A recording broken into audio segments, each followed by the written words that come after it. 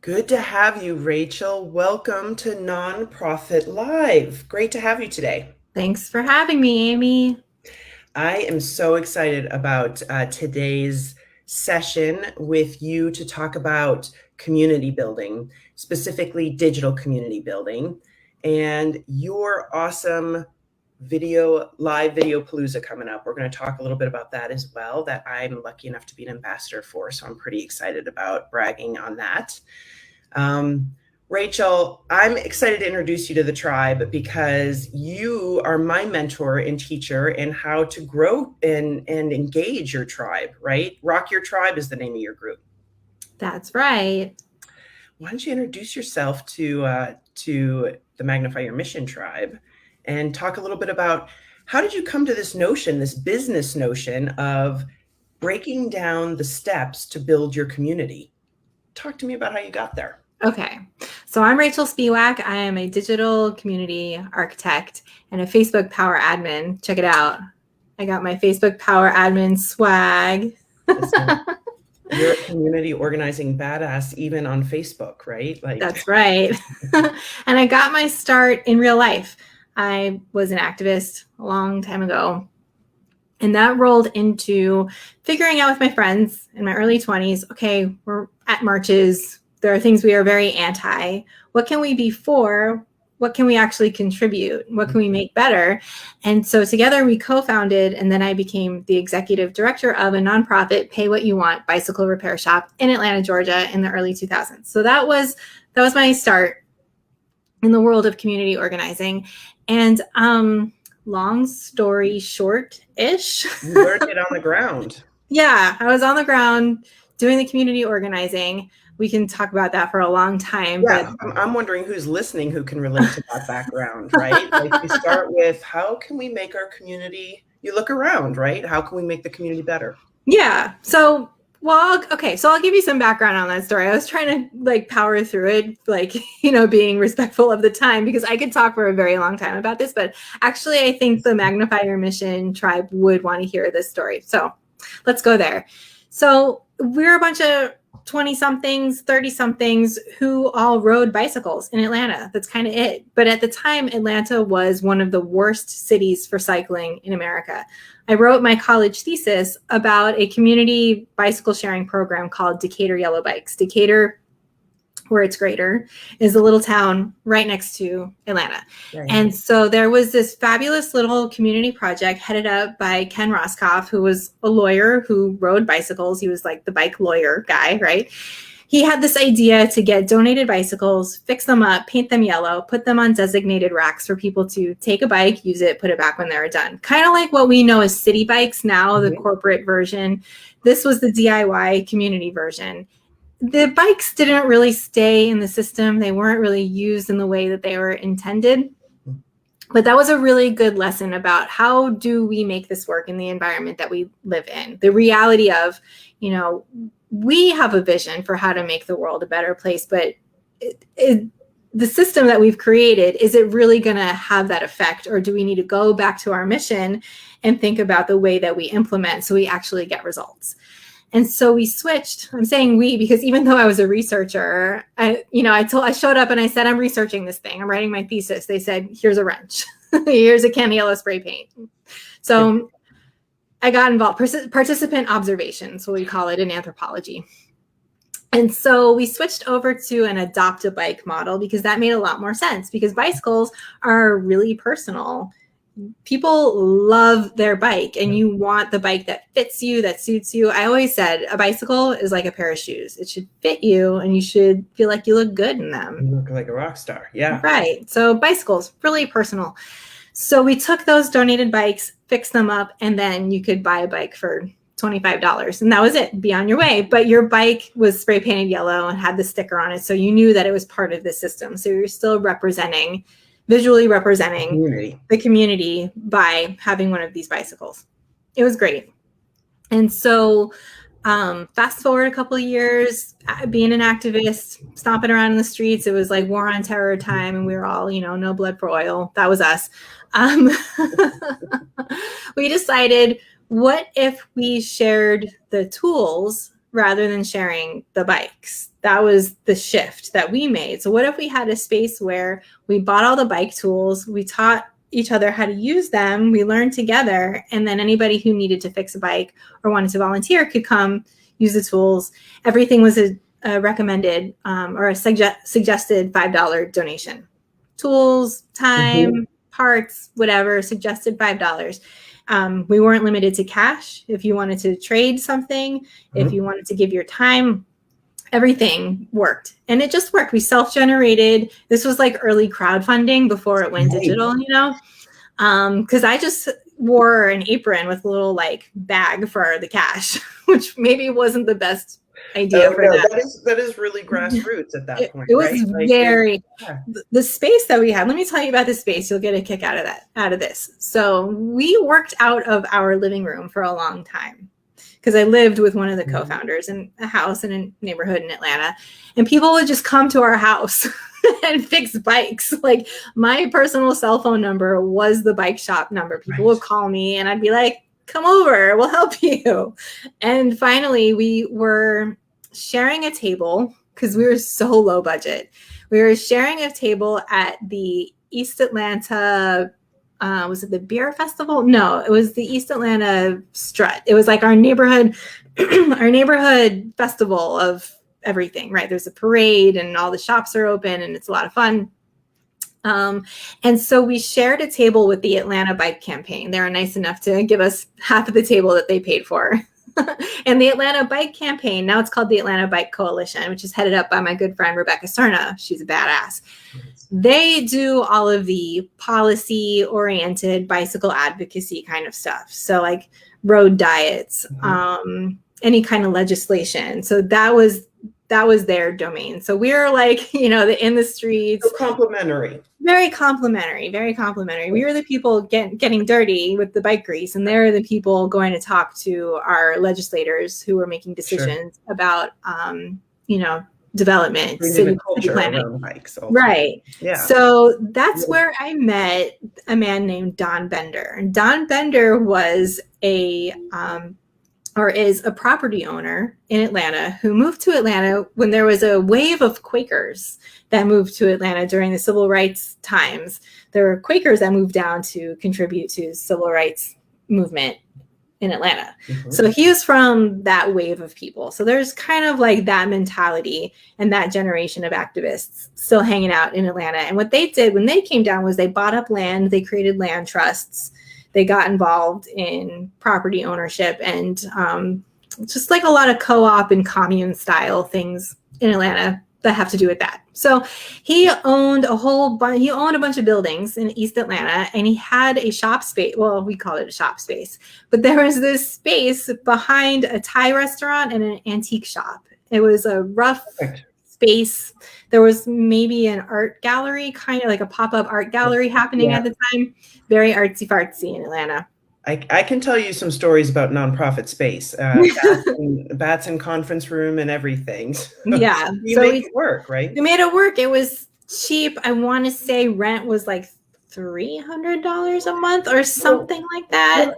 What I love about the whole concept and how it came up is the community building, right? Like the fact that it started in your living room, that it grew. And yeah, you went through the nuts and bolts of growing the nonprofit. But what I think you bring to the table that's so unique, and as I'm listening to your story, I'm like, I'm feeling the roots of it. It's this notion that, listen, we all just want to belong at the end of the day. We all want to belong to a community who thinks and feels and shares values like we do. And you felt that so intuitively and used that as the foundation as a young leader, especially, right? When I heard you talk in business, now fast forward, before we go through the rest of the community building story, you employed it in your business and now you teach others how to do it. And it just, when I heard you speak, it went off like a light bulb in my head. Community building has a skill set behind it. It doesn't happen by mistake. And when you use it as the foundation of how you bring people together to create that change in your living room, you can do amazing things with the crowdsource funding model and starting off small and growing. Yeah, first shop. It really came out of all of us being bicycle riders. Like there was a really strong culture of us doing it, even though Atlanta was, according to Bicycling Magazine, and an issue that came out in 1999. I know this because I wrote my thesis about this stuff. It was labeled one of the worst cities for cycling, and our air quality was pitiful. Where Georgia Power at the time, I don't know if it's different now, I don't live there anymore, but coal-fired power plants. That's how we were getting our power. And the traffic congestion was terrible. So lots of problems. It sounds like Pittsburgh today, to be honest. So I think the need is great, and I think, gosh, in this day of global warming, that's abundantly clear, right? And you found people who cared. So in the meantime, we had Critical Mass. We had a really strong showing at Critical Mass, which is a monthly bike ride, global, last Friday of every month in cities around the world. People get together and go on a big bike ride. So I was involved in that. I actually got involved in a women's version called Clitoral Mass. That's cool. And so our DIY bike culture was super strong. Yeah. And it was just me and my friends, really. It wasn't like, well, it sounds fancier than it was maybe, but it was just like we were riding bikes and drinking beers and being like, you know what? And it's the thing about bike repair is that there's a lot you could do on your own. You could, if you had the tools, but why would you own a tool for like, a once a year repair, right? But if we all collectively share the tools, then it becomes economically viable. Well, let's talk more about the community building piece of it. Let's talk about something you often say is, and Dr. Shelley's jumping in, loving community building, especially in Women of the World space. She does a lot of amazing work globally. And Sush is giving us the two rock stars rocking and building change makers. Yes, that is true. Good to see you guys. Thanks for joining. We're talking to Rachael about how she's taken her experience in on-the-ground community building and helping business leaders and nonprofits learn how to create that same community vibe and feel that make your tribe feel like they belong to help you create the change you're looking for, to raise the money you need to do it, to engage and activate your people. And what you say is there's intrinsic value in the community. And I can't agree more. It's the powers in the people, right? You need the money to make the mission go, but the power is in the people. And it's not that everyone gives every cent they have. It's that you're galvanizing an entity of people who care about the same things and want to create the same change. How do you do that digitally? How has that translated for you? Because, we hear it all the time. Ask questions in your group. Then you'll be engaging people. But the questions can be loosey-goosey, random, inconsistent. How have you mastered that digital community piece? How have you translated that? I'm trying to think where to even start. There's so much. And there's I'm hearing the background, but it's like, there's so much to unpack here. Yeah. So let's talk about engagement questions for a second. It's sort of like the doorway into Pandora's box, right? Right, building the brand world. So asking questions and starting conversations, that's sort of like the surface level of what we're doing here. In your community, you need to start conversations, relevant conversations, asking questions that you care about the answers to, and looking at it as an opportunity to build relationships, get to know your community better, help them get to know you better. Also, it's a little bit of fact finding. It's churning up data, right? We're gathering information so we know what our community wants from their perspective, because often we know the solution. We know what should happen. We know the change that we wish to see in the world, but does your community see it that way? There's sometimes a difference there. So we have to kind of put our marketing hats on a little bit. You'll never convince somebody to take action for your reasons, Mm-hmm. right? It has to be for their reasons. And if you're not listening to your stakeholders as true partners, then you're not going to know that. You're not going to know how to message to them. Mm-hmm. So the engagement questions is kind of a point of entry, right? And that's kind of step one, but it doesn't really work until you build that brand world. And this is the same for-profit, nonprofit, whatever kind of mission and message you have and product that you're trying to get across to people, whatever it may be, you have to build the community like it's an extension of the brand, whether it's a personal brand, it's the nonprofit's brand. If you expanded that out, and maybe this is a very Florida thing of me because I'm from Florida, back in Florida, and the Disney World effect, right? If you were to build a theme park, and if you've been to a theme park like Disney World, you know how thorough they are. There's little Mickey Mouses everywhere. Did you know this? In Disney World, there's like little Mickey Mouses all over the damn place. So anyway, point being, why am I talking about Mickey Mouse? Point being, when you are in Disney World, you know you're in that world. It doesn't look like you're anywhere else because the brand is everywhere. The brand is in the air. Or if you've been to the Harry Potter part of Universal, where it's like, they got it down to like, you can get a mug of butterbeer, right? So what is the digital version of somebody stepping into your theme park or your house party where they know they're absolutely, utterly in that brand space? Yeah. Thinking about it that way. I often think about it, Rachel, just when I ran for office, right? You and I have talked about this. We knocked 8,000 doors to figure out what people were thinking and feeling and what they wanted.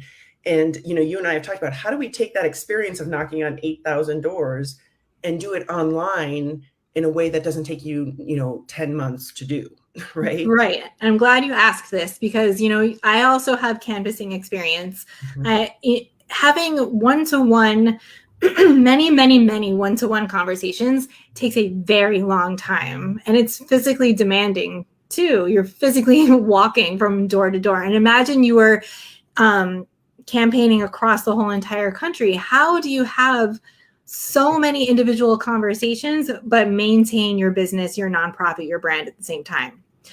Doing it in the digital space, even though it may sound daunting to turn the machine on a little bit, once you figure it out, it's like, this is your opportunity to scale your ability to have many individual conversations all at once globally, because you can talk to people from around the world on the internet. And so that's where the engagement questions come in. And I see this all the time because people do market research for their business or their nonprofit, as they should, but the delivery, right? Nobody wants to do your survey. Yeah. Sorry. Nobody's doing a survey. But the questions you put in your survey, those are great engagement questions most of the time. Might need to tweak it a little bit just to be like social media friendly. But I tried this because some of my community members have come to me and said, can I do my market research? Can I share my market research survey in your Facebook group? And I'm like, no. No surveys. But if you give it to me, I will see if some of these questions will work as engagement questions. And they absolutely do. And the nice thing about it is you can ask for clarification. You can ask follow-up questions. And if you ask each question one at a time, then somebody is going to just be focused on answering that question instead of getting through like, I got to do this survey shit, like I better just write my answers really quick. You will get more thoughtful questions, I think. And so maybe it won't be as statistically significant. I don't know the word for it. Like maybe there's like statistical merit to doing it in a survey, but I think you'll get more better qualitative information by using those survey questions as engagement posts in your brand world. And it allows you to continue the conversation, right? And there's power in that because you can share a lot of times. So I want to back up and talk about the brand world framework. But a lot of times, when I work with clients and we talk about how big is your database? How often are you emailing? How active are you on social media? Oh yeah, we email. Okay, great. How often? Well, occasionally, once a month or so. Okay, great. What are you talking about in your email? Well, we're letting them know about our schedule and our upcoming events, right? It's ask. And in order to really bring your donor with you, because that's the community building, you're bringing a tribe of people with you on your journey for that change you want to make. And it becomes your change. And so getting the feedback is important. The questions and being able to do it as if you're talking to somebody at your dining room table is what makes your group so special and what makes your model so special. it makes me feel like I'm not just throwing stuff into the internet vortex. Mm-hmm. I'm actually bringing people together around the proverbial table. So part of my secret sauce is, and maybe you read this book, but there's a book that came out in 1969 by a writer and a thinker named Paulo Freire, and it's called The Pedagogy of the Oppressed. And this book talks about the banking style of education, where there's this implicit power structure, right? There's the teacher and there's the student, and the teacher deposits information into the student, which creates this unequal balance of power. Mm-hmm. And so that's part of, what's wrong with society, right? So what if we reformulate that relationship and we reformulate the way we share information so we're all on the same level as each other? And this book has just stuck with me since I read it like a long time ago. And it just kind of worked its way into how I position the questions and how I position myself within the group. Yeah, I'm the go-to person for my thing, but I'm also an evolving person who learns stuff too, who's open to your feedback. Yeah. And I'm really transparent. Sometimes I make mistakes. One of the mistake examples, I'll tell you a mistake example. This is a good one. So I wanted to create an engagement question about unpopular opinions, which was motivated by Desislava Dobreva, the branding queen, that we both learned from about how to do branding. And part of your brand is knowing what your unpopular opinions are, because you need to know what your unique differentiators are in your industry. That's right. And so I wanted to ask a question around unpopular opinion to sort of get people to go on this head trip with me. Let's talk about unpopular opinions, because in the world of Facebook groups, which is what I help people with, there's like millions of them. So it's really important to know how you're like, why is yours special? There's so many. You know what? There's 1.5 million nonprofits just in the United States. So you need to know your unique differentiator among not just your competitors, your direct competitors, but the other nonprofits who are making their own asks to the same donors. Right. So you need to know, why are you special? So what's your unpopular opinion? And unpopular opinions are really strong for creating social media content because they can be polarizing. You get a lot of opinions, Okay, that's the setup. I'm getting to the part where I made a mistake, right? And so I tried to phrase it in like a fun kind of way, because part of my branding is we're smart and strategic, but we're not boring and blah about it. We don't take ourselves too seriously. Yes. And so I phrased it as, and I'm going to say a word that's offensive, but it's for the purpose of explaining my mistake, which I totally own. Okay. So I put it like this. I'm trying to remember exactly, but I said, what's your opinion about your industry that would make your competitors spaz? Yeah. Right. And so that word is offensive across the board, but particularly offensive in the UK and Australia, where a lot of my community is. Like my Facebook group is pretty evenly split, like America and UK and then some other places. But there's like a pretty strong Australia showing as well. Okay. And so to some people in some places, that word is like on par with some words in America where like you would never say. We don't say that, right? So that's one of those words in Australia and the UK. And people were like, oh my God. And I was like, what is even happening right now? And so they explained it to me. And also, I'm a special needs mom as well. So I was like, it was definitely not my intention to be, ableist or like, I'm not trying to be offensive in any way, really. But this in particular, I didn't realize like how strong the reaction would be in other countries, let alone America, where, some people are a little farther ahead and have already figured out, it's not a particularly nice word. I just pointed out to a family member the other day, she said they gypped me. And I was like, that's actually like an offensive word. It's referencing gypsies. And that person was like, oh my God, I had no idea. Sometimes you just don't know. Well, you don't know. And what I love is the vulnerability with your group, right? And it's how powerful that is, that your group came around you helped you identify that and then move forward with it. One of my unpopular opinions is I think it's bullshit that people think funders won't fund overhead. I think it's that we don't know how to ask for money in an inspiring and holistic way, and we compartmentalize our thoughts. And I know that, it's not easy putting that stuff out there. It's not easy, but people have to understand you have to share that part with you for your tribe to get close to you. Because if you're perfect and polished, that's not real. And that's not what people connect to ultimately. This is about genuine relationship building. This isn't about, we throw that term around, gosh, especially in the nonprofit sector, all over the place. But then we get online and we feel awkward and rote and polished. But your point is, your secret sauce is, how do you bring your authentic self, the flaws and everything, right? The learning and all, to be on par. I like the way you're saying that. You put words to what I think I understand intuitively, but never understood the value in sharing it, and certainly not how to explain it. But I like that you're on par with your donors. You're on par with your community members.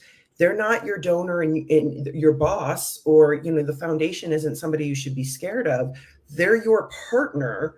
And in partnership, boundaries and all that other partnership stuff is so, so important. Right. And that brings us back to this concept of this book, Pedagogy of the Oppressed. Let's not keep reinforcing the system that got us into this mess in the first place, right? Because in your world, I would guess that most of the people you work with are interested in social justice. I would guess most of the people you work with are interested in some progressive values. Just taking a guess here. We can work in childhood, we can work in housing, food scarcity, association management, but at the end of the day, it boils up to just a few really core values that you're selling. So you're right. So we're coming, your tribe is coming from a social justice perspective, a human rights perspective, basically. Social responsibility, if we kind of want to take the edge off a little bit, it's social responsibility, right? And so why would we, in the business of social responsibility, reinforce this power dynamic that got us into this mess in the first place? Since that starts with us, it starts with us seeing our donors as partners in our mission, rather than seeing them as like on this pedestal because they got, the bank account, right? Yeah. Like, that's not what it's about. Or they're an ATM machine. They're not even like really in it with us. They just write the check occasionally. Right. And what I learned as a fundraiser, because that's what I wound up doing, I was taking everybody's little $5, $20, whatever. And then that rolled into giving us the clout to get bigger grants, bigger bits of money.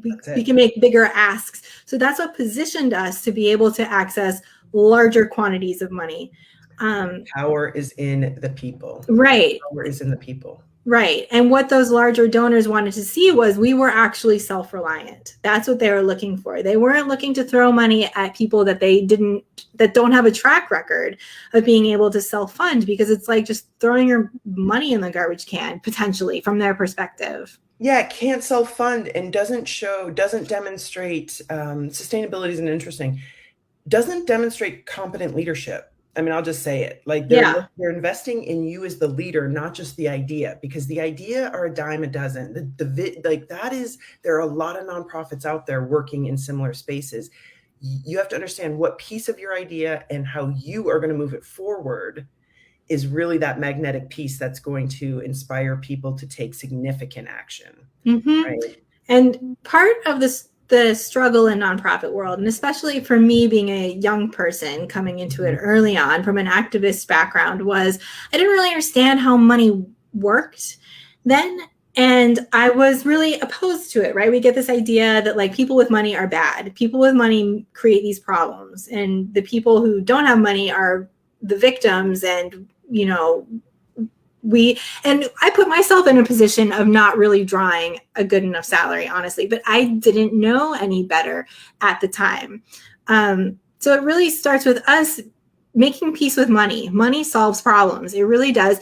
And people who have money to give, this is their way of making things right with the world. And maybe we can kind of pick it apart and say, well, They're just trying to, not pay taxes on a certain amount of their income, or like, they're working the tax code, whatever. We are all manipulating the things around us at all times in order to ensure our survival and maybe do better than just survive. But we are all manipulating our environment at all times. So, a little less judging and a little bit understanding that people aren't going to take action for your reasons. They're going to take action for their reasons. And if you're interested in working with them, you have to figure out what their reasons are. Right. And be okay with some people acquired an amount of wealth. And part of their way of making peace with it and improving the world is to share that wealth. And that's okay. And they can still be a partner in your mission, even if you're the person on the ground doing the work. We have to sort of get rid of this kill the landlord mentality, We need each other, right? Yeah. We need each other. And the thing I love about fundraising is it's absolutely about the redistribution of wealth. Make no mistake about it. I love fundraisers, who philosophically don't fit in that realm, and then they find themselves in fundraising and they, you're working toward redistributing wealth, just so we're all clear. It was tough. It really was tough because there were a lot of opinions in our leadership at my nonprofit, really great opinions. I was working with some really, really smart people who've read a lot of political theory. And so there are a lot of very strong opinions about the redistribution of wealth amongst the leadership, which, made it tough to come up. We didn't always agree about things. We didn't always agree about partner. I'll give you an example of a disagreement we had about a partnership at one time. So we had a big event, and it was like a 3-day weekend kind of thing. And the Sunday was a vegan brunch, of course, right? How typical. We had a vegan brunch at a restaurant that was like, people gave, like, side note, people in our community were so good about just sharing in-kind support. It was nuts. Like, we might not have worked with a lot of money in the beginning, but we had so much support, especially from the service industry, the restaurants and the galleries and the coffee shops. Like, they showed out for us. It was incredible. So anyway, back to my story about a partnership disagreement that we had. At the time, we had a new car sharing service that just popped up. It was pre-Zipcar. It was called something else. I think it got bought by Zipcar. It was like so long ago. I don't really remember, but it was a car sharing. It was a for-profit car sharing company. And we got into a partnership where I invited them to come have a table at this event. They were going to give money, I guess, to help support it. And then in return, they got an info table. It's very typical, right? And my thinking was, well, some people still drive cars. Like, I don't drive a car. I only ride bikes because I'm hardcore. Like, some of us are, our little motto was 2 wheels good, 4 wheels bad.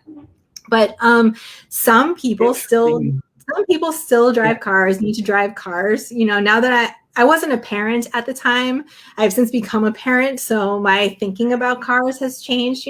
There's like a lot of reasons for somebody to drive a car. And that is what is available right now until we have something that replaces cars. And was it aligned? Yeah, I think, imagine the conversation was, do we want them represented? Right, exactly. And it was car sharing. It wasn't individuals owning cars. It was about, there's only a few cars and then you can access one when you need it, because sometimes you need a freaking car.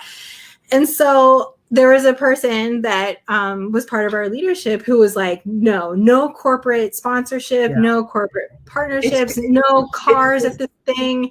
Yeah.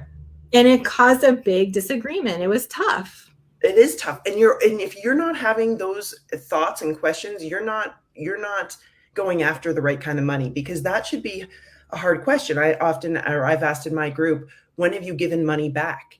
When has it been a deal breaker for you? And there are times where it will be. And if not, we need to get you to that point, because you have to be provocative enough to be attracting a broad enough base where those questions come in. I was a CEO of a trade association in home energy efficiency, and we had a huge trade show every year, and Pella Windows wanted to come. Well, the hardcore, building scientists, zero energy people were like, well, windows waste energy. We can't have windows there. how do you create a housing movement without windows and without Pella? Like, instead of it being a big win, so leadership is tough, and you're going to be out there making those decisions. It's really important to be rooted down into what those vision and values are, so you can have those conversations. That's a really interesting example of, do they belong as part of in the community? Mm-hmm. And if you're not going to inspire change, if they're not part of the conversation, how do you create that change? We have Shell Oil and Gas here in Beaver County. I have a few clients here locally in Western Pennsylvania. Well, what do you mean? Are you going to try to get money from Shell? Hell yeah, I'm going to try to get money from Shell. I'm not going to go change, an international business model, but I am going to house people here in Beaver County who are homeless. And if that means inviting them to the table, maybe we will actually have some influence over them through that relationship, right? Mm-hmm. Especially when you come to the table with thousands of people marching behind you, maybe not giving thousands of dollars each, but that as a community, we're saying we want to solve housing. We want to solve our climate change issues, our pollution issues, and riding bikes is a piece of that puzzle, right? Mm-hmm. But changing driving behaviors is another piece of that. Right. I like to describe it as there are many fingers on the same fist. Yeah, that's right. Yeah. What I love about what you do, and so guys, here's what we know: whether you have a Facebook group or you're thinking about your brand world, or what we call your digital community, you have to understand that you're creating a space for people to exist in, where they, as you said, Rachel, they know they're in your presence. They know that you're in your mission and your brand. And you do that by understanding how your website works with your email, works with your social media, works with your in-person events, right? You have to understand what that whole experience looks like. And build it out intentionally. And those engagement questions are such a powerful path to really letting people know they're where they belong. They're where they need to be, and their contribution is being seen, it's being heard, and it's being valued, and that it goes well beyond a thank you note, which I get really tired of hearing about. I grew up being hounded by my mother about writing thank you notes. Send the thank you note out. But it is not a thank you note that got you the gift. It's the hard work. It's the big vision, right? The thank you note maybe deepened the relationship and certainly showed gratitude. I'm having bat mitzvah flashbacks right now in this conversation about hard work and thank you notes. Etiquette book my mom gave me when I turned 16. Here it is. How do you reply to a wedding invitation when you lost the reply card? How do you do it? Oh my God. That is hardcore. Send a text message, call it a day. Right. Send the damn thank you note and then get back to work building your community in meaningful ways. Mm-hmm. And so guys, we know that going live is such a big, important part of it. I'm so excited so many have been able to join. Great to see you here. And going live works. It engages your tribe so they get to know you, your authentic self, who and what you're about. And so when they invest, their comfort level is just skyrocketed. Their dollars go up, their frequency goes up. And most importantly, when you need to demonstrate your power, they're there for you. To show up to a meeting, to write that letter, not just with the money, but with the people power as well. So going live works. Tell us about going live. What's the stumbling block there? Why do you think it trips people up? Because I think it does. I actually want to back up a tiny bit because we're talking about like this deep nonprofit stuff, and I have not really talked about any of this in a really long time. Let's hear it. And so I kind of want to back it up for the Magnify Your Mission tribe, so we understand it from a nonprofit perspective. So when I was involved with Decatur Yellow Bikes, that DIY bike sharing program that was headed up by a lawyer named Ken Roscoff. And when I was interviewing all the other volunteers of the program for my honors thesis, right, I was asking them, what do you think of this program? Why are you here? What do you think it can? What is happening here? Because this is an impossible idea. We're watching this idea fail, actually. Why do you keep coming back? Because people keep taking the bikes and we find them all mangled on people's lawns. Why do you keep coming back to get your heart broken? And it was because they loved Ken. It wasn't, the mission was part of it, but it was really Ken and his personality. And so what my thesis became about was charismatic leadership. People care about you the leader of the movement. Because if you think about it, as you were saying, the issues that we care about really only boil down to a few things. It's like housing, food security, environment, clean air, economic justice. And they're all intertwined. So it's all kind of part of the same thing. And a million different people could have that same motivation. A million people could want to start a homeless shelter. But who are we going to choose to follow, listen to, invest in, and support? The person. It's the person who gets out in front and says, I fucking believe in this. And I'm doing it come hell or high water. Who's coming with me? Who's coming with me? Who's coming with me? Jerry Maguire. We have some money. We have this great idea, but we can't afford to buy the paper clips to make it happen. No, we're doing this. Who's coming with us? So mission is kind of here, right? But like sitting at the top of this sort of like power pyramid of how do I get people to join my community and rock with me? It's you. It's you and your energy and your enthusiasm and the way that you show up and the way that you carry yourself. And so the best way to translate that, so let's bring this all the way back to how do we bring real life community building into the digital space? Do a live video, show up and talk to people. And as you can see, I'm not dressed up fancy. I got a logo shirt, right? Because I'm repping my brand, right? But this is a corner of my bedroom because like we have house guests and children home from school in my usual area where I normally do this is very real right now. This is really just how I show. I put on like a little bit of eye makeup. That's it. You did more than I did today. So this is just like a lot of hairspray. Like and then we have like a tropical storm out there because there's no hope for this, right? So it's not about being polished visually. I mean, you want to make a nice video set, but like literally this is a corner of my bedroom. If I turn my computer right now, you would see like the rest of the room. It's not cute. But now you know me. Like, what if I wore clothes that I thought you wanted to see that would make you respect me? And I just sort of buttoned it up and gave you polished sound bites. Would you feel emotionally invested in me right now? Like that is a person I want to rock with. I want to spend time with. Yeah, I want to rock with. Right. Yeah. That's a person whose vision I want to get behind because I was already on board with the vision. I already believe in community. But I have so many competitors. What makes you want to get in my Facebook group and hang out with me every day? It's me. Live video is the best way to do that because we can read a text post. You can have somebody write your text post for you. You might suck at writing. I don't know. But your graphics, the graphics have to be perfect. And yeah.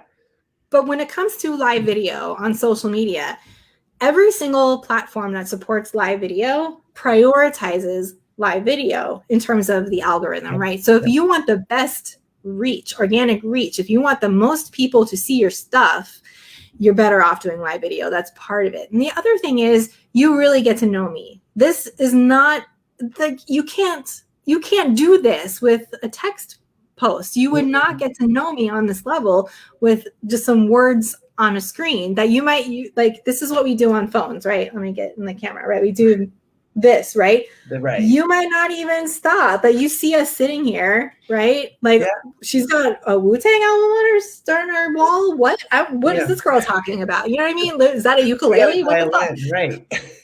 So live. So let me get to the point. Yeah. It's live, baby. Live Video Palooza is my invitation to you to join my Facebook group where we have 1,900 members. Awesome entrepreneurs, all people who want to hang with me. So I think they're cool. You are invited to go live in my group for 5 minutes to introduce yourself and your nonprofit, your mission. If you've got a Facebook group, tell us about it. Come join the group. You get to go live for 5 minutes at the end of the month. It's August 23rd to the end of the week, 27th. So for the first 3 days of this event, you're invited to go live for 5 minutes. It's kind of a free-for-all, open mic, cypher kind of thing. I'm going to give you questions to answer. That becomes your script. The 5 minutes goes by like that. And then on the fourth day of the event, now that you've practiced, you learned what to do and you know exactly what to say, you're going to go do the same live video on your profile, in your group, wherever you are, that you can go live and go tell your network about yourself. And you've already practiced. You know what to say. It's only 5 minutes. And then come back on the Friday and win some prizes. Some of our most engaged participants are going to win some prizes. It's going to be a lot of fun.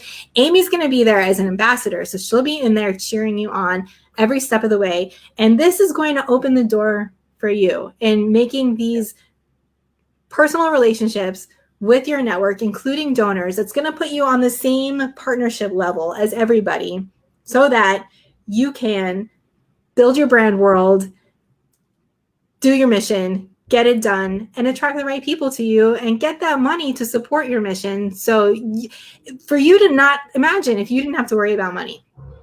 Yeah, that's right. Imagine if it wasn't, you could bring in the resources, the people, the money you need without working so hard. Because I think sometimes it trips people up. Like, if I want to grow, I'm going to have to triple my workload. No, you have to figure out easier, more efficient, and meaningful ways to bring your tribe together. That is the path to raising more money, guys. That is it. That is a huge piece.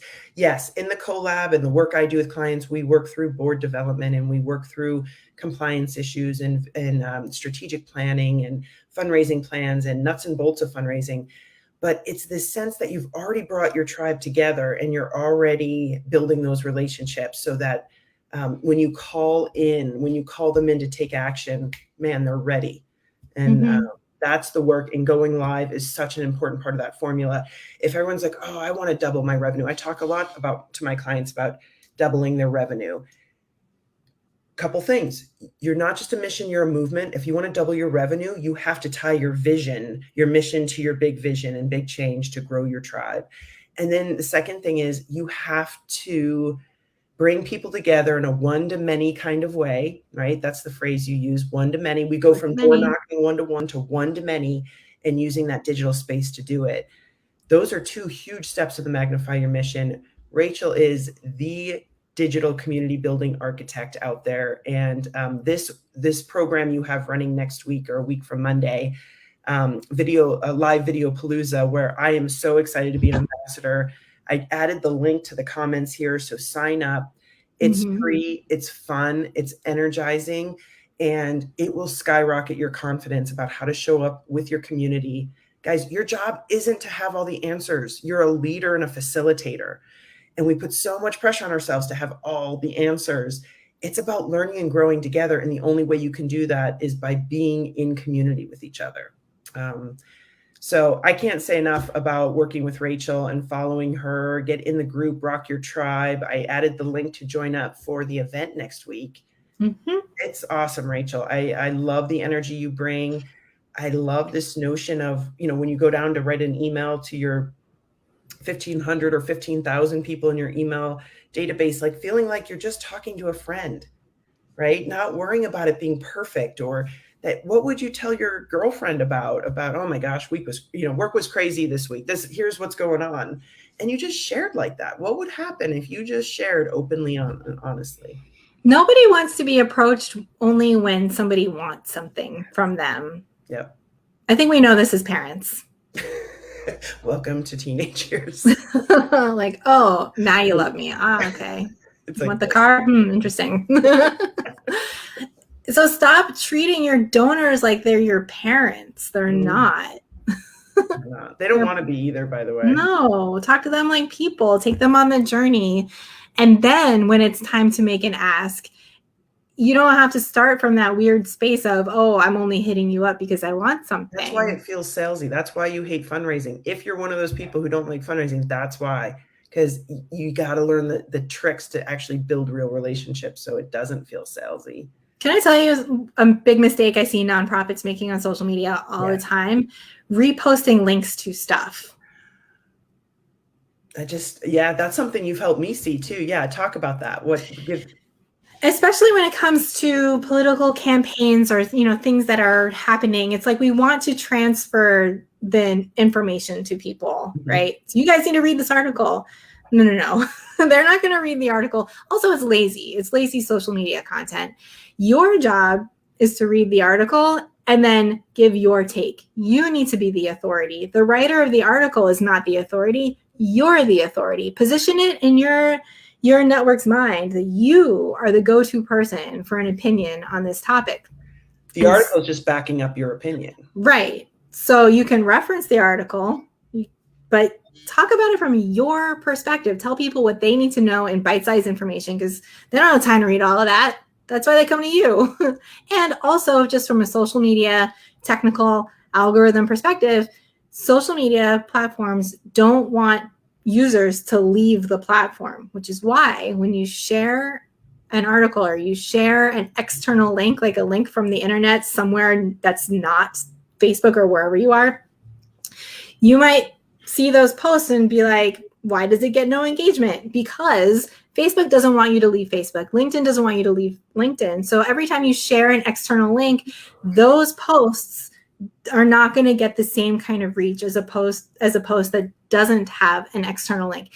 If you must share an external link, put it in the comments. Yeah, and I see people doing that. That's interesting to understand the why.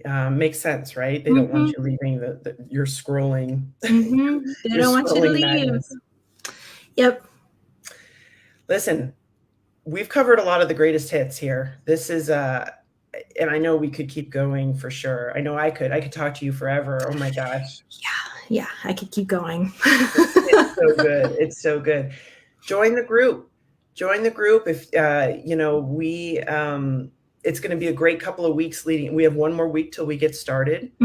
And it's just going to be an opportunity for you to learn this piece of community building. It can feel like you have a lot of things to build out, but one, if you don't start somewhere, in a year from now, you're not going to be any further ahead. So getting a handle on this piece can be a really helpful confidence booster.